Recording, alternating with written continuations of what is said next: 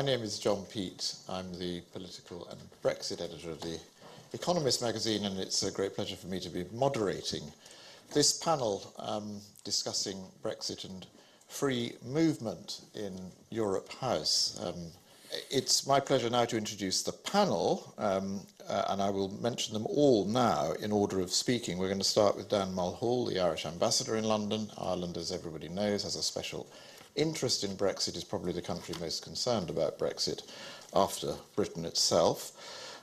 Vicky Ford, MEP, who has just managed to make it.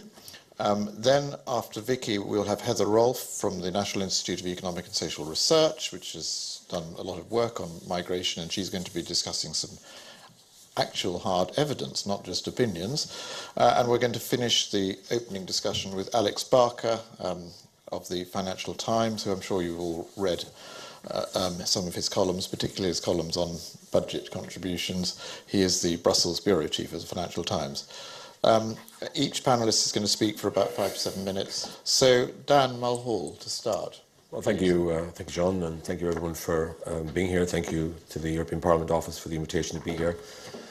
May I just start by making it clear that we in Ireland regret that the UK is our closest neighbour and most important external partner has decided to leave the European Union, but we've got to accommodate ourselves to that reality and try to minimise the damage that this will do to Ireland, to Irish-UK relations, and of course to the European Union, which we will be continuing to be a member of, a committed member of the European Union in the period ahead. So it is a source of sadness to us that this 44-year partnership with the UK as fellow members of the European Union will come to an end in the coming years, and we will have challenges to face in that context, not least as a result of the fact that we are co-guarantors of the Northern Ireland peace process, and of course we'll continue to have to occupy or to have that responsibility. On the economic front, two-way trade between Ireland and the UK currently runs at about £1 billion a week. So it's a very significant trading relationship.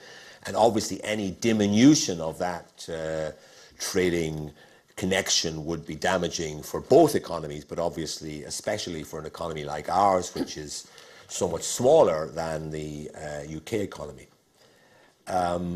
There are about 700,000 people in this country, in Britain, who were born on the island of Ireland, and many of those, of course, have children and grandchildren who live here, and some of those have acquired a renewed interest in their Irish identity, and the demand for passports last year went up by 40%, and this year, so far, it's up by a further 70%. So that's an indication, perhaps, of the complexities for Ireland. I doubt that any other country in the European Union has quite that number of people in this country who are in a position to claim citizenship of any other European Union country.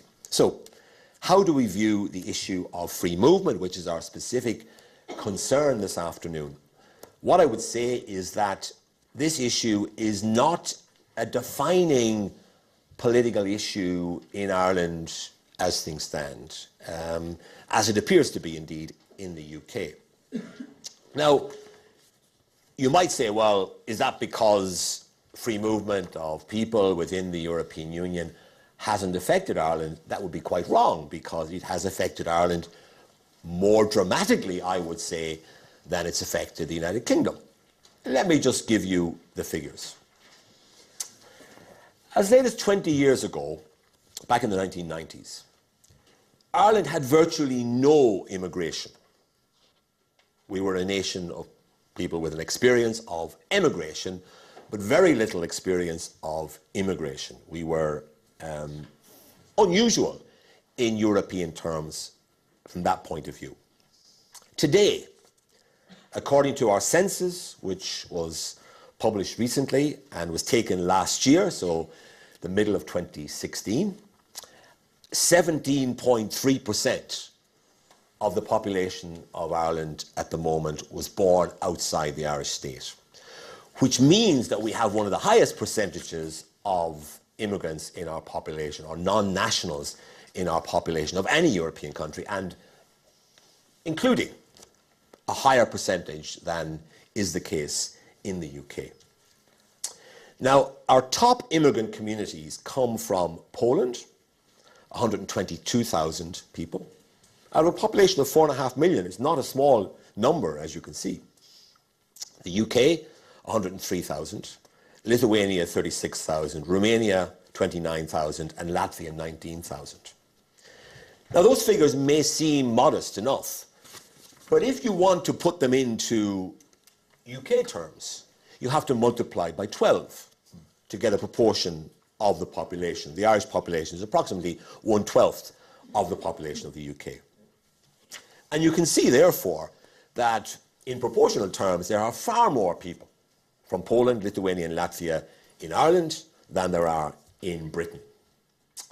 And indeed, I just did a calculation of the top 10 non-Irish communities in Ireland, and there are 360,000 EU nationals in that group. And that's only the top 10. In fact, 9 of those 10 are European, 1 is non-European. So you're probably talking about a total population of EU nationals, non-Irish EU nationals, of more than 400,000, which gives you something like 5 million if you multiply by 12. And the figures I see in the newspaper suggest that the EU non-national population in the UK of EU nationals is about 3 million. So you can see that Ireland significantly more EU nationals in our population than is the case here in the UK.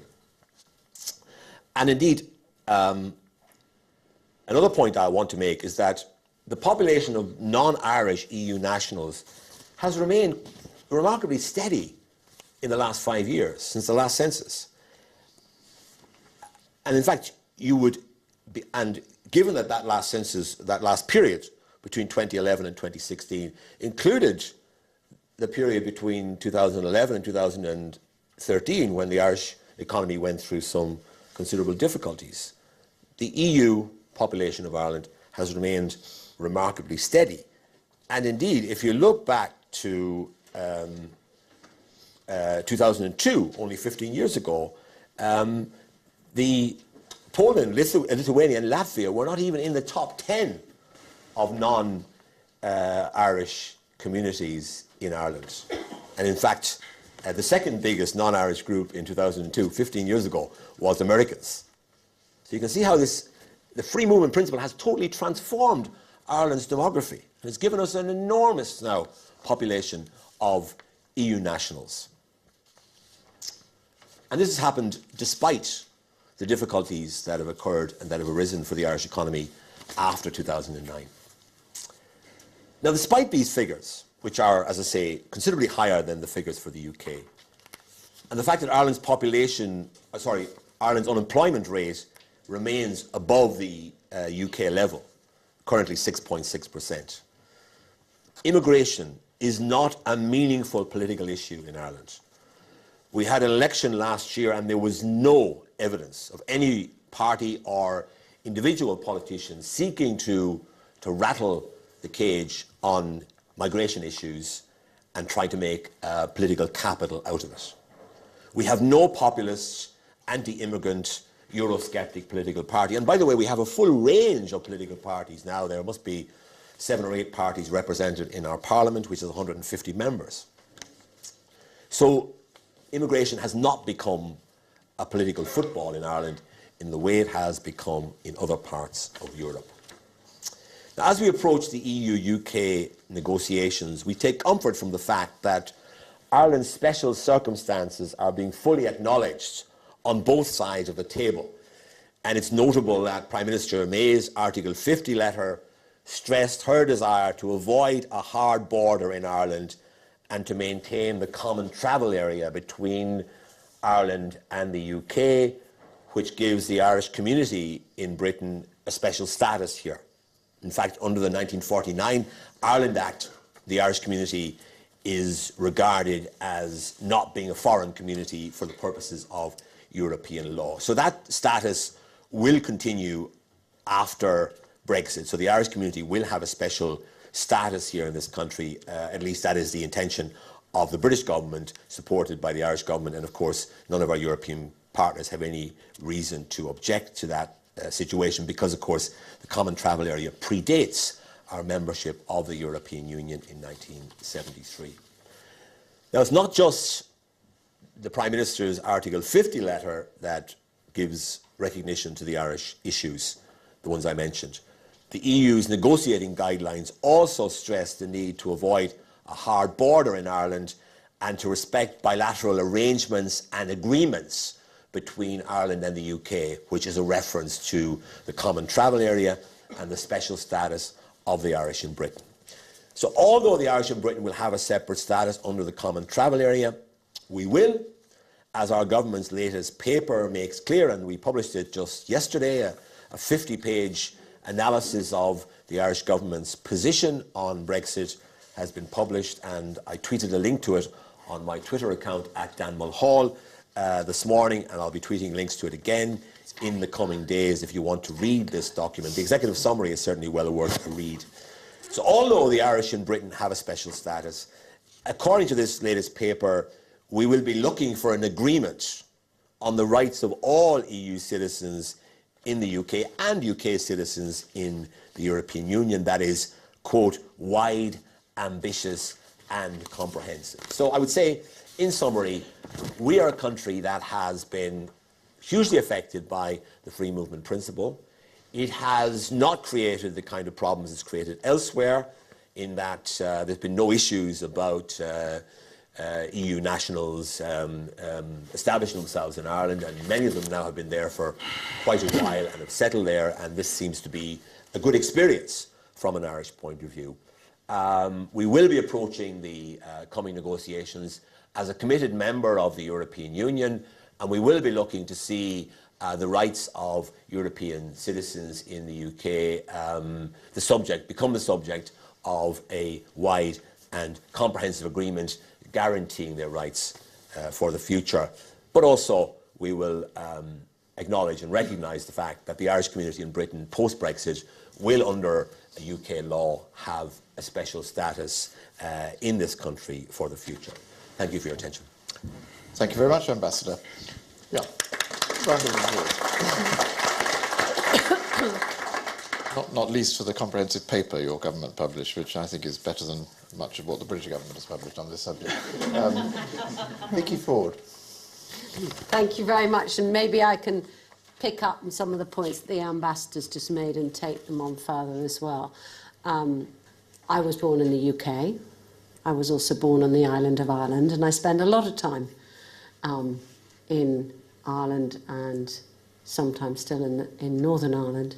And I understand what you've been talking about the benefits to Ireland as well of having had free movement. In the referendum, it was a key issue for many people on the doorstep who voted leave, was the issue of free movement. I also think that we in the UK sometimes think the only way to interpret the EU approach to free movement is the way that we've interpreted it.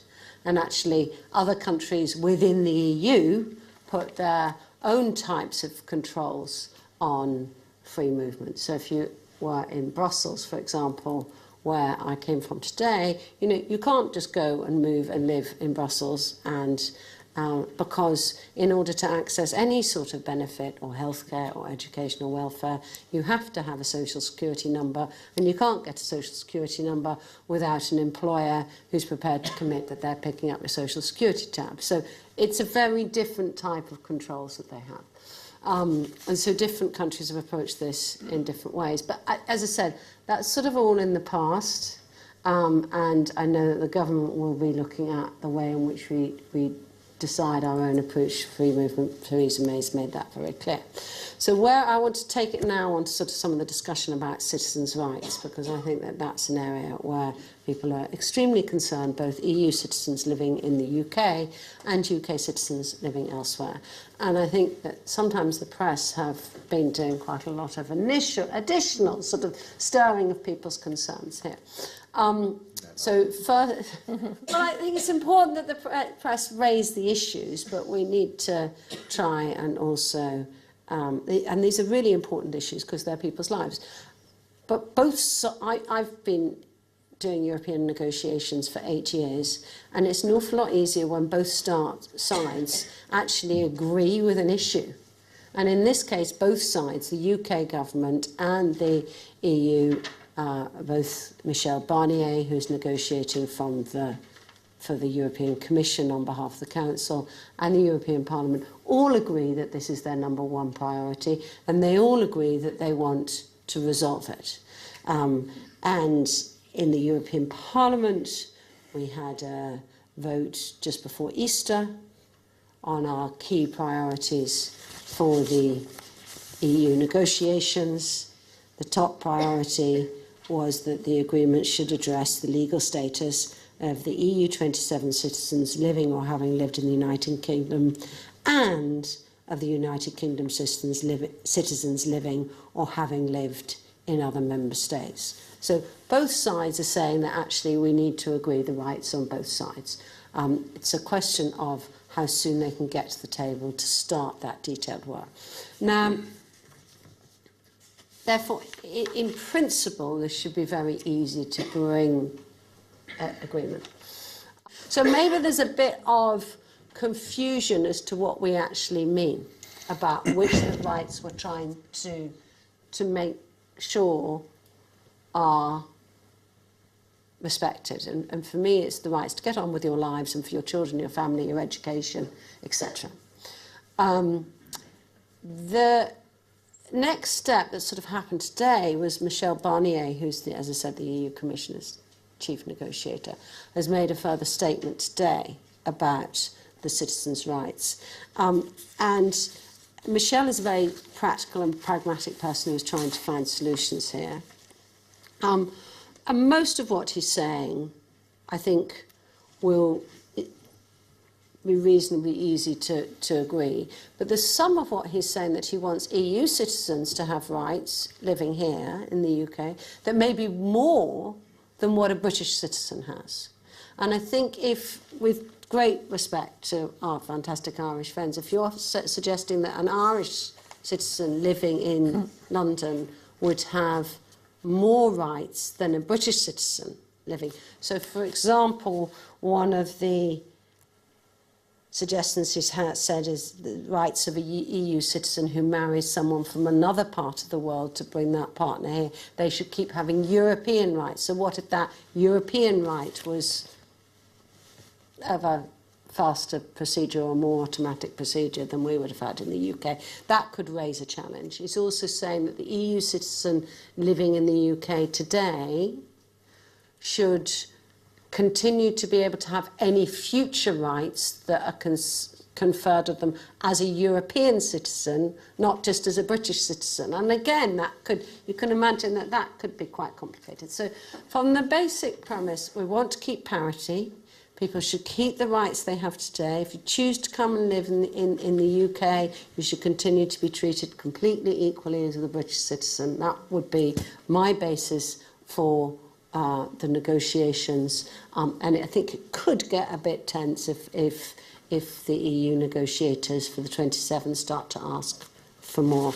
Just really quickly on some of the other issues that you're talking about. The issue of no hard border in Northern Ireland in between Northern Ireland and Ireland is very important. And I think it's also very important then in how we think about our trade relationship with other parts of Europe as well. Most of the things that are stopped at our external borders in any type of a check are food or animals or plant goods. Okay, over 90% of the goods that get stopped for customs purposes at the port of Felixstowe would be food or animal or plant issues. So provided we've got the same sort of regulations on how we care for our food and plants and animals, do we actually need to have hard customs processes, not just between Northern Ireland and the South, but across the Channel as well. So I've been doing a lot of looking at how you could have more crafty customs processes, more use of digital technology, so you wouldn't have to actually go back to old-fashioned checking containers, checking goods, etc. And that's, I think, some very sensible thinking that's been going on that as well. But when you... And the reason I wanted to bring that in is because, we've got this big debate about we need to agree the citizens' rights, we need to agree about the money before we even start talking about what the end relationship would be.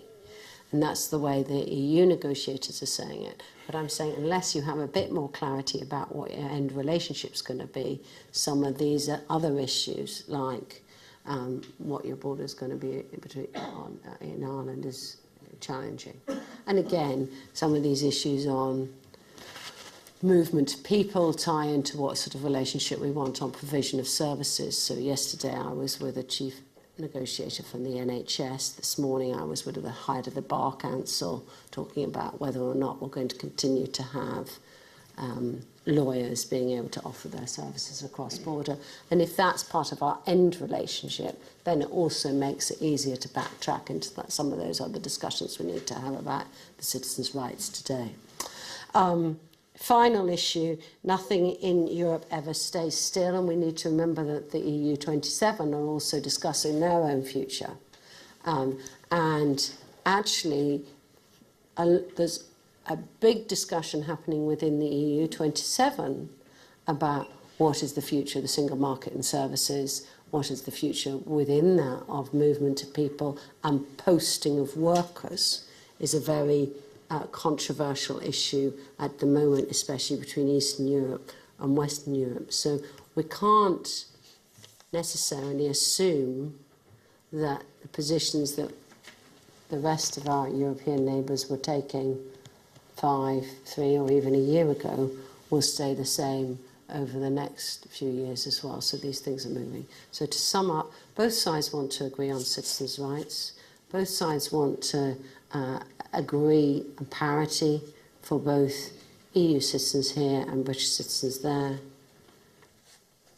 There may be some challenges if we start to ask for more from the other side, but I do think that there should be an amicable agreement on this point because both sides have said they want to agree. Thank you. Well, let's say both sides are living in the same galaxy. Heather Roll. Thank you.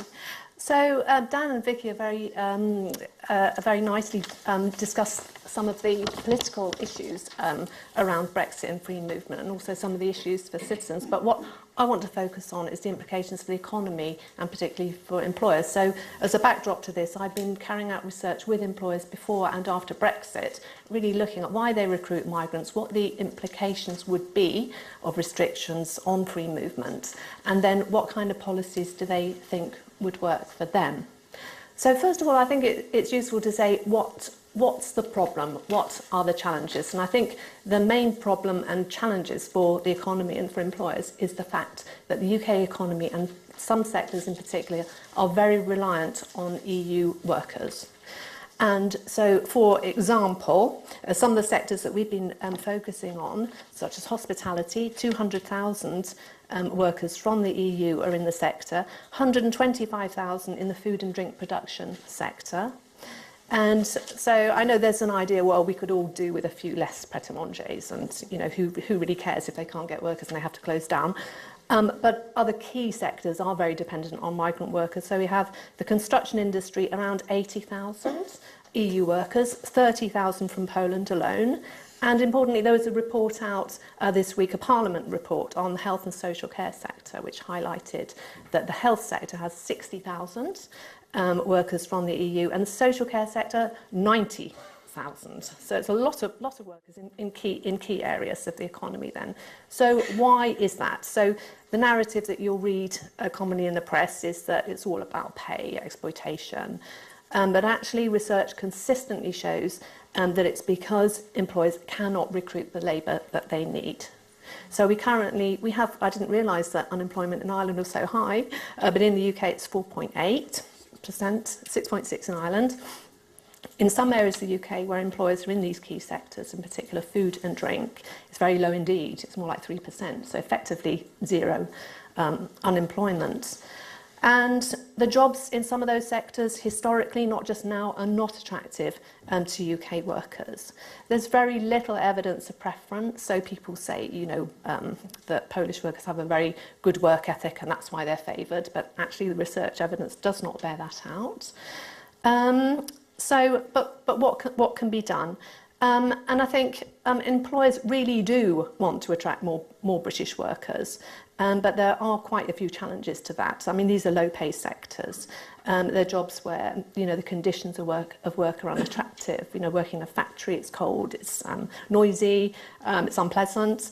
And those jobs have never really appealed to British workers. Not only are they low paid, they don't really offer the kind of career prospects that young people in particular want. And I think Brexit has really shaken up employers in those sectors, in particular hospitality. And they've been looking at how they can create better career pathways. But I think, it's good that they're doing that. And I think that's something that everyone would want to welcome. To upskill the workforce and so on. But I think historically, if you look at those sectors, if you look at hospitality, if you look at food and drink, manufacturing generally, they have always relied on migrant workers. There's no two ways about it. And I think it would be foolish to think that we can turn things around even within the kind of timeframes that some of these employer organisations are talking about. So they're talking about not wanting a cliff edge, wanting time to adjust, a transition period away from free movement. But I think in reality, you would need much longer than even the 10 years that some of them are asking for. I just really don't think that it would happen. But it does seem like, as a result of the referendum, we aren't going to have free movement. And I think, first of all, the employers that we spoke to across these sectors were in denial, and they felt it would have to continue. They couldn't see any other way. But obviously, in the months that have passed, they've come to terms with the fact that they're going to have to work with some new immigration system. And so we've been discussing with them what would work. And they've got three priorities. And you won't be surprised to hear that the first one that Vicky talked about is about keeping their existing EU workers who are really important to them. So we've got 2-point-something million EU workers in the workforce, and we've got their families and dependents as well. And we have students from the EU. And I think, they had employers shortly after we spoke to them, after the referendum vote, their immediate concern was about these employees, and there were cases where they'd had hostile remarks, that they were very upset, and they were very concerned. The workers were very concerned about their future, and employers have spent a lot of time reassuring them about their future within the UK. And I think it's frustrating to them now. So we've done some more research with them very recently with the same employers in the last month. They're frustrated that those assurances have not yet been given. And I think it isn't just a question of reassurances about them, it is reassurances about their families, that they're able to bring over family members, and they're able to maintain a life for themselves and their families within the UK. So that's the number one priority of employers at the moment, because they're concerned that they're going to lose the workers that they have. The second concern is that new policies must address their need for low-skilled labour. So the idea that we could simply transport the system we have for highly skilled labour from outside the EU to EU workers is clearly not going to work. But I think that was ruled out pretty quickly by the British government, the fact that the idea of a points-based system was ruled out. But I think at the same time it's very problematic. What kind of scheme would you have that would cover low-skilled workers? So there's been suggestions of sector-based schemes, and I think that's something that employers actually do find quite attractive, because it's the idea that their sector would be seen as having some kind of need. But there's all sorts of difficulties around that. For example, how would you define the sector? Some of these, they're not very easy to define. Some of them are quite broad categories. Also, within a sector, there are shortages, say, of production workers in the food sector, no shortage of HR managers, for example. So to have a scheme applied to the whole sector is probably not going to work. There are also the idea of sector-based schemes is that they would allow for temporary migration, and I think there's been a lot of discussion of having temporary 1-year, 2-year visas. And of course, the attraction of that for the UK government is that temporary stays of a year or less do not appear in the migration statistics. The government is continuing to keep to its target of reducing migration to the tens of thousands, and having temporary migrants rather than ones that stayed for a longer period and appeared in the statistics would be appealing, not to employers, because EU workers have very helpfully met the UK's demand for low-skilled workers, but they also have filled posts at all levels within organisations, and employers have seen them as a source of recruitment to more skilled level positions within their organisations. And I think it took some time for that to happen, particularly to Eastern European migrants, but it is happening, and employers actually don't like the idea of having somebody for a short period and then going home. So I think the idea of a temporary scheme is not appealing to employers. So we've had some discussion about the barista scheme, and that I think it would be built on the current youth mobility scheme, which all sounds kind of very nice and stuff, but actually currently it applies to young people, I think it's 18 to 30, from Canada, New Zealand and Australia. But there's only 42,000 in the scheme. They have to have something like 18 or 19,000 pounds in the bank and then pay an additional 200 and something pounds. It doesn't really seem like a scheme that is going to take off unless it's adjusted in some way, but it certainly would not appeal to most employers in the sectors that I'm talking about. Somebody who's just here essentially on a holiday and is going to go back. The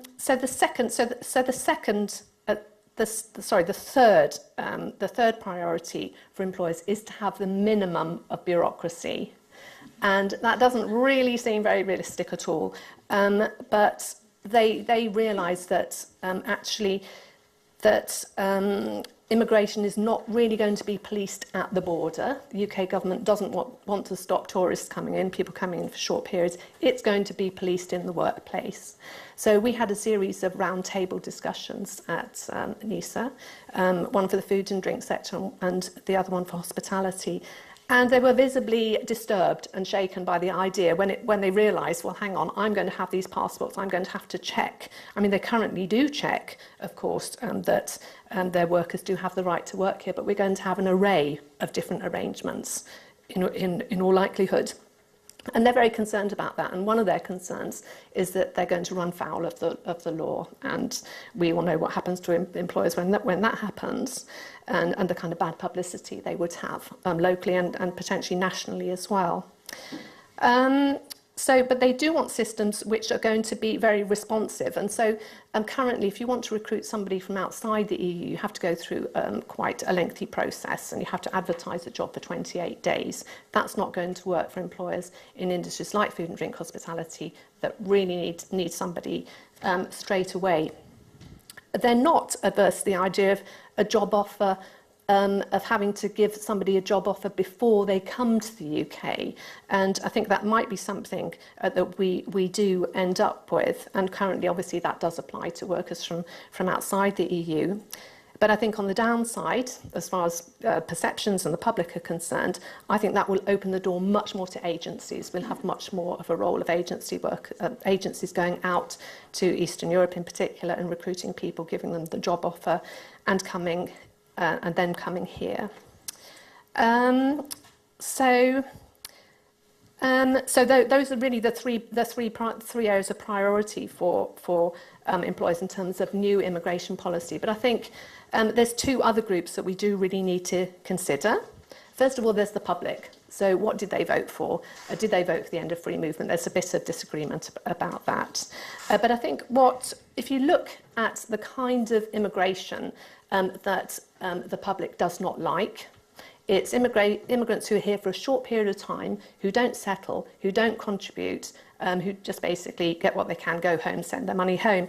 And I do fear that the kind of policies that are being thought of, considered and being developed now are going to lead down that path. So I think the policies that currently seem to be considered are those that will involve short-term stays that will in some way encourage agencies. And I think in areas like where Vicky has been an MEP, it will be quite visible. I think you'll have big groups of migrants being shipped in by agencies, staying for quite short periods now. And I think that's exactly the kind of immigration that people thought they were voting against when they voted to leave the EU. The other group that I think we need to consider is migrants themselves. And obviously, you know, they have a lot of choice about where they can work within Europe. And speaking to employers, there's currently little evidence of a kind of mass exodus of EU migrants from workplaces in the UK. But I think it's because it's a case of wait and see. The employers are waiting and seeing, everyone's waiting and seeing. And I think actually for quite a few migrants who have their families here, it's not that easy just to decide, well, that's it, I'm going to go home. But certainly employers are saying that their EU workers are really considering about whether they do have a future within the UK. So I think whatever system we come up with, if we do want to continue to attract migrants, we've got to make sure it actually does meet their needs. So I think my conclusion about all of this is really there's a very clear economic case for continuing with some kind of free movement, some kind of system with the minimum of bureaucracy that allows employers to recruit the labour that they need. Perhaps they need to demonstrate that they're doing all they can to recruit British workers, and I think the employers that we've spoken to and surveyed would be quite happy with that. But I think ultimately it's a question of whether all of those economic reasons actually win the day, or whether the political reasons and the political vote, the political decision about free movement will actually have its way over the economic case. Thank you very much.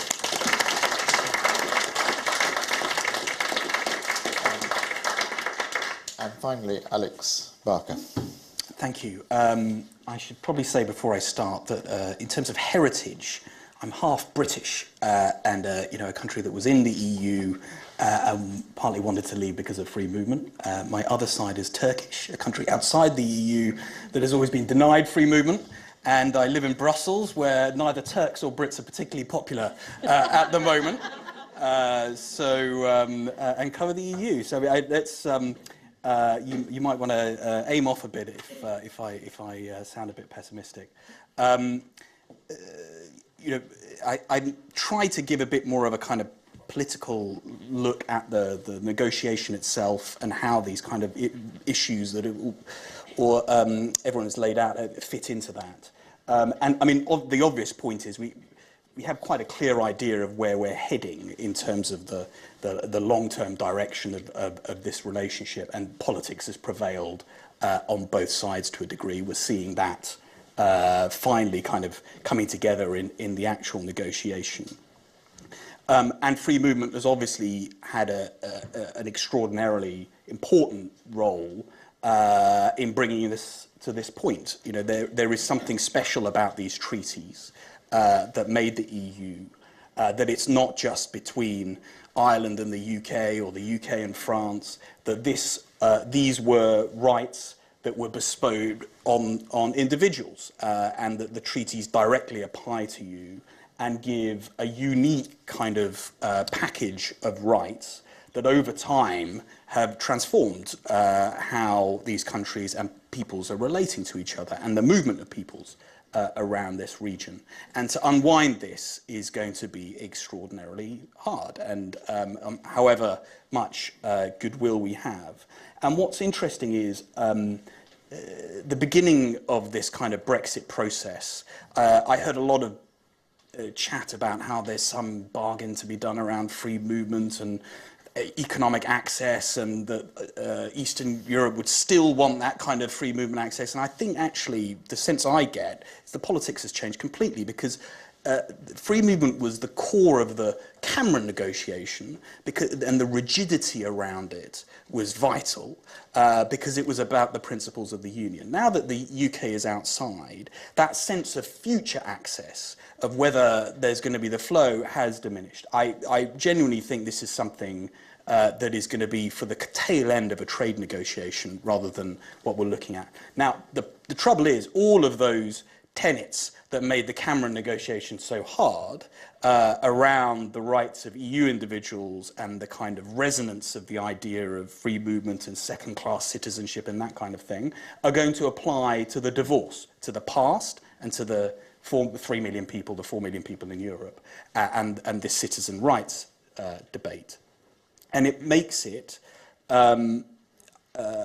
extraordinarily hard to find a principled solution that satisfies both sides and doesn't end up with an extraordinary bureaucratic mess. You basically have about 4 options. You can take the 3 million in the UK and say, we're going to treat you like any other non-EU migrant in this country, like a Brazilian or a Ugandan. You have a certain level of rights that's clear in law, and you'll live in that way. You can live here, you can work here and make your life, as Vicky was saying. But in reality, you're stripping all those individuals of a quite considerable number of rights in terms of how they were living previously. And that covers not only their work rights, their pension rights, their health rights, students, those are their kids, who they can marry. It's a very, yeah, it is. Well, not who they can marry, but where they can live together, which is probably quite important. And then you can take a second route, which is to take the EU's approach, which Michel Barnier laid out today, which is basically to keep the system as it is. So we keep the EU regime, we will adapt the laws as they go, we'll keep the same courts. They might be in a non-EU country, but why not? You know, let's keep it as it is. And that is equally as implausible, because as Vicky said, that means that an EU citizen in this country will have more rights than a Brit. And not only that, for their lives, and in areas that are relatively sensitive. As a Brit, you can go to Australia and draw your pension, but it won't be uprated at all. You can go to Slovakia tomorrow, draw your pension, and it would be uprated. Now, after Brexit, you won't be able to go anywhere and draw your pension and see that uprated, probably in the absence of a deal. Yeah. But those EU citizens will, you know, if the EU had its way, would have all those rights and more. And in terms of family reunion, in terms of the rights around deportation, some issues around, I won't go through the list, but basically a lot of the issues that Cameron raised and brought to the table in the renegotiation are going to come back, because the child benefit export to kids overseas, because these are all things that the UK was always uncomfortable with in terms of EU rights, and are they going to give those, maintain those for these EU citizens? So the compromise is, you end up somewhere in the middle, but there you're defining not only an individual, the rights it applies to, the group it applies to, how long it applies for, who oversees that. You're creating like this little bespoke world of people with peculiar rights, like orphan rights, that you're going to have to maintain for decades to come. It's terrifically complicated. If you look at anything in the welfare system, I mean, they still work on computers that look green and don't move. I mean, it's terribly hard in the social security system to manage this kind of change and adaptation. So, I mean, the simple answer is you give everyone British passports. They've been here 6 years. If you're here for 6 years, which will cover most of them by the end of this process, you would actually be eligible for a UK passport. And you know, it would be hard for the EU to say, you know, you should treat these people better than your own citizens. And so there may be something, I mean, there's lots of problems with that as well, but there may be something around the idea of basically giving complete parity with a UK national in this country. But again, what happens to me in Belgium? Am I treated like a Belgian with EU rights, or am I treated like a Belgian would be treated in the UK with UK rights? And it's, put it this way, this could take up 2 years more, and you still wouldn't have had the full agreement signed, or you'll need a transition. It's very complex technical stuff, and it cuts to some of the core political issues that we've had for a very long time in this relationship. And the election does provide more time to address some of these issues, clearly, which is a good thing. And actually, if you look at how the government has talked about free movement, it's actually one of the areas they've been most cautious about laying out what they're planning to do, apart from say we'll take control. But I think it's partly because you have a Prime Minister who knows very well how hard it is to achieve these kind of changes in a big bureaucracy like the Home Office. And so there's a degree of caution there. We've got a bit more time. You'll see political compromises that can emerge from the fact that you can't put a new system in place easily, quickly, and readily. And I think there's a bit of wriggle room there. But overall, just, you know, the technical complexity of this, I would emphasize, is going to be quite considerable. Great. Well,